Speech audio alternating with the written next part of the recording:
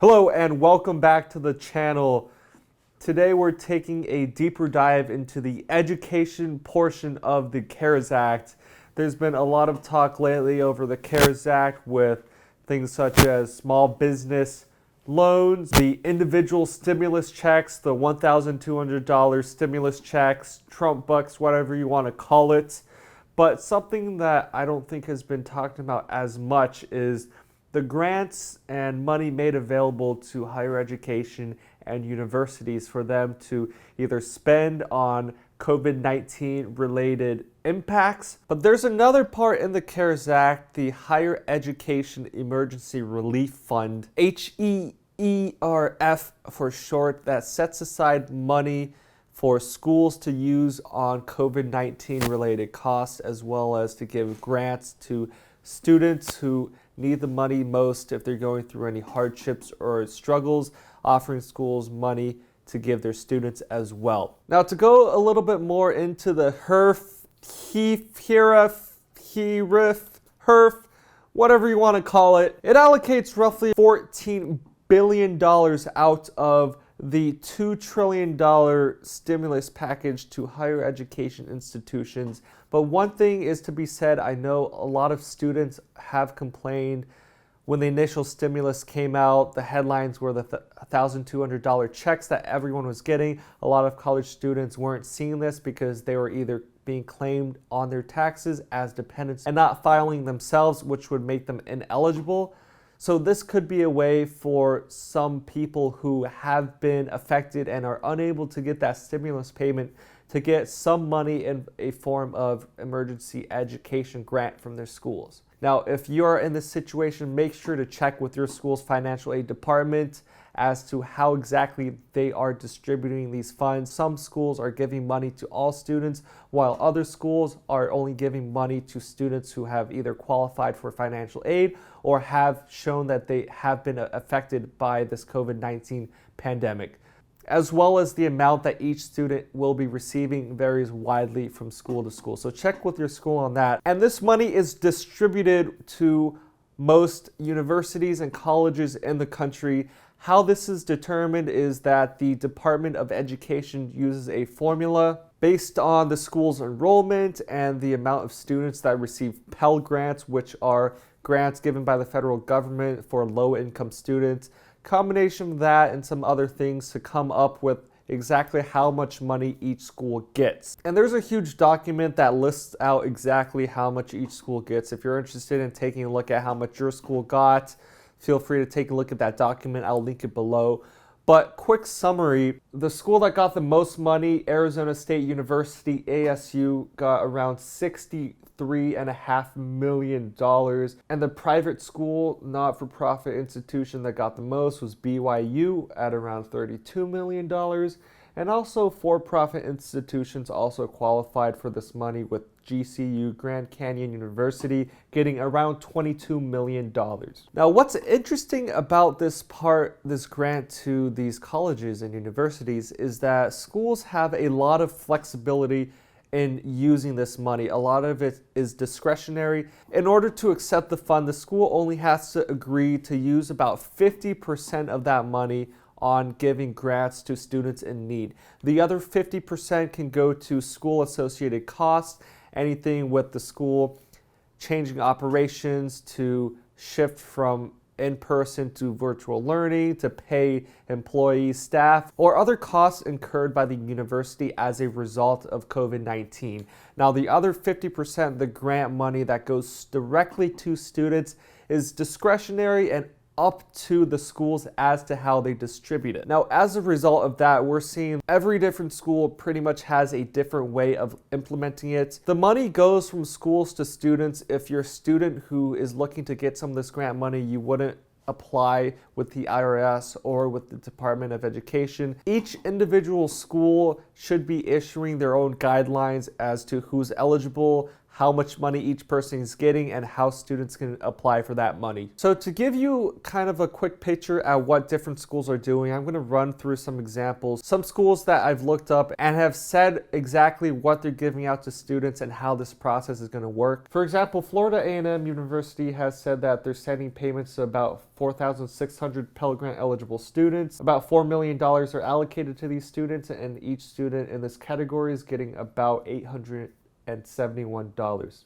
And they're also using almost $900,000 in funds to approximately 1,000 non-Pell Grant students. And you can see here the university has also set aside some money for graduate students. And the school has said that each student will only be eligible for up to $1,000. And the second example we have here is Sac State.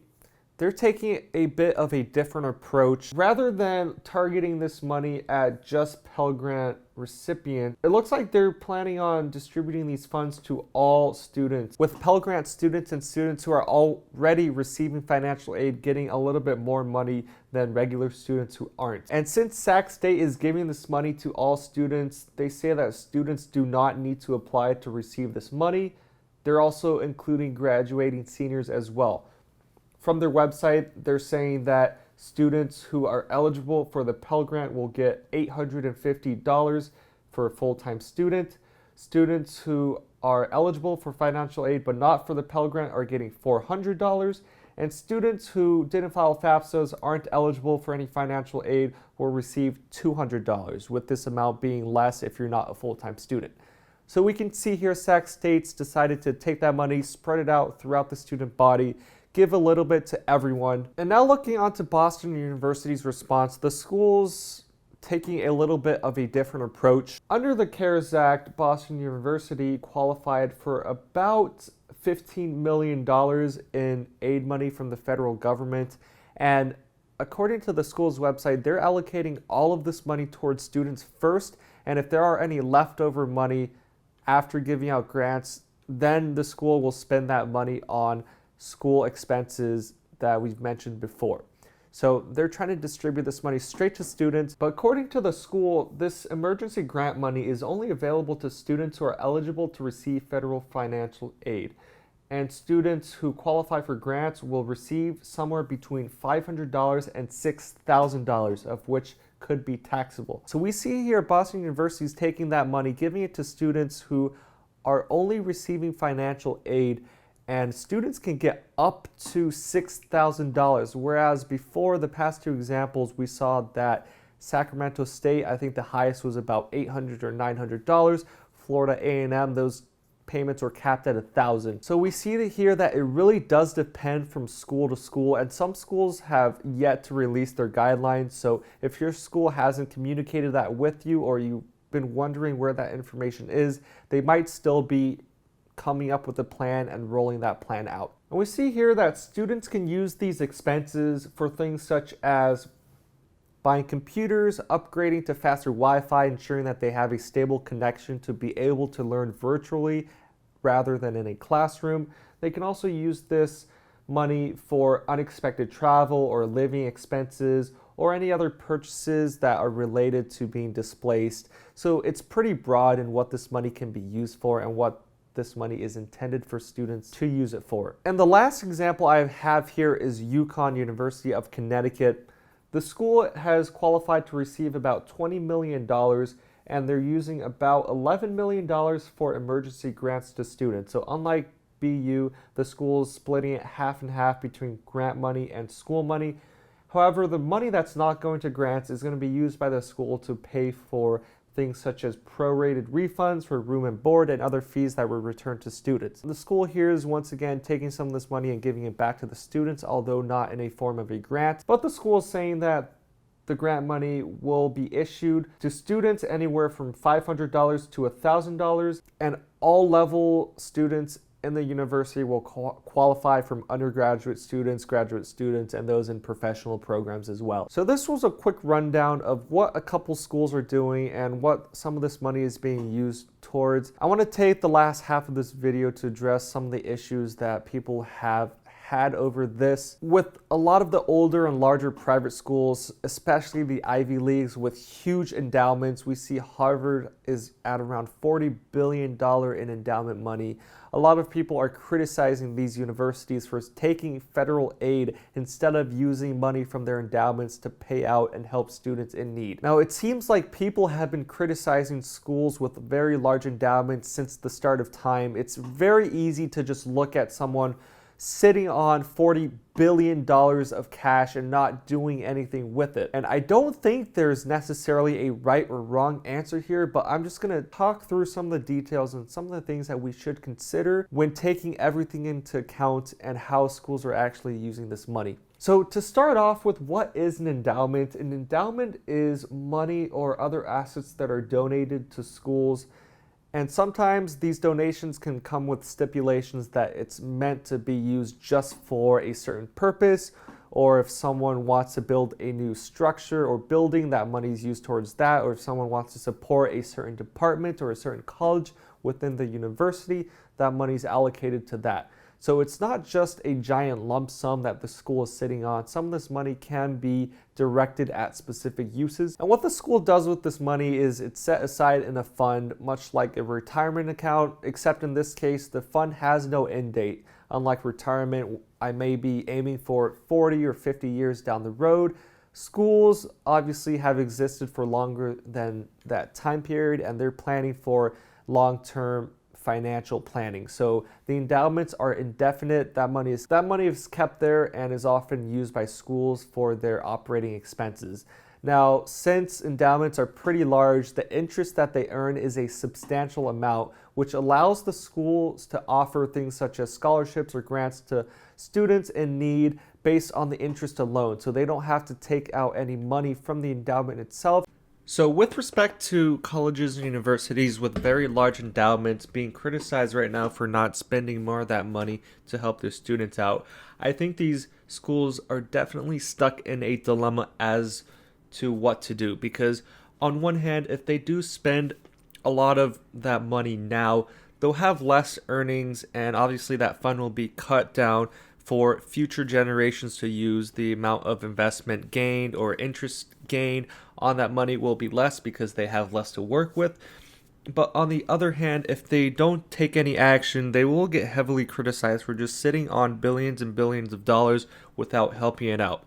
But one thing we also need to consider is that it's kind of a double whammy, right? We're in a time of extreme economic uncertainty. The markets are very volatile, and there's been numerous reports showing that have lost a substantial amount of money just due to the market effects and the market collapse. So if they're earning less money, the size of that endowment has been cut down because they've lost out on some investments.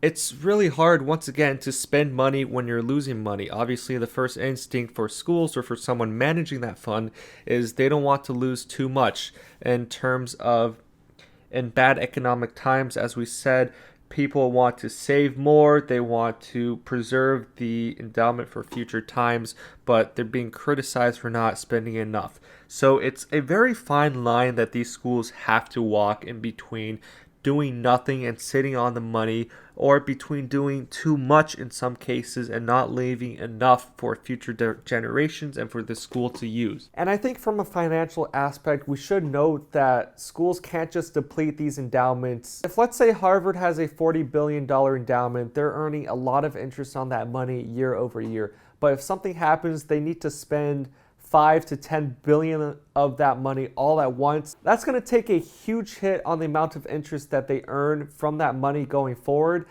and they won't be able to spend as much because they have to save to try to build that back up. So that could be one area where schools or institutions are hesitant to spend a lot of that money. It's not like a personal bank account where that money's mine. If I need it, I'll use it. I'm not planning for the next 100 to 200 years. Money earned from interest payments allows schools to keep on giving out scholarships and grants without spending pretty much any money of their own, without doing any extra fundraising.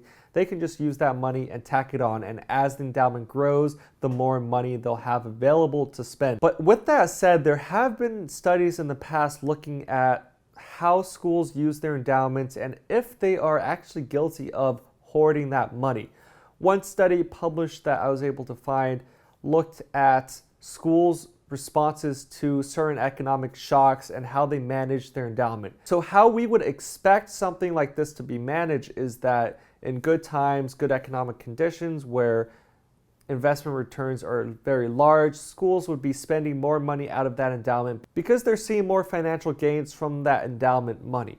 So in good times, they're spending more. But on the other hand, in rough financial times, we would expect the school to be cutting down their costs, cutting down their spending from their endowment as investment income shrinks and they work to preserve that original endowment amount. But what the study found in terms of hoarding was that in good economic times, schools were slow and hesitant to increase the amount of spending. So spending towards staff or student aid, scholarship funds. In good economic times, they were slow to ramp that up. Whereas in bad economic times during the 2008 recession, the 2000 tech.com bubble, schools were very quick to start cutting their spending, cutting staff salaries, cutting student aid, other spending from the endowment, trying to preserve that money. So what the researchers kind of saw was that in this model, they're seeing that university leaders do care a lot about the size of the endowments, and they're hesitant to increase spending when the money's flowing in and will cut it right away when they think that the endowment could be in jeopardy of shrinking.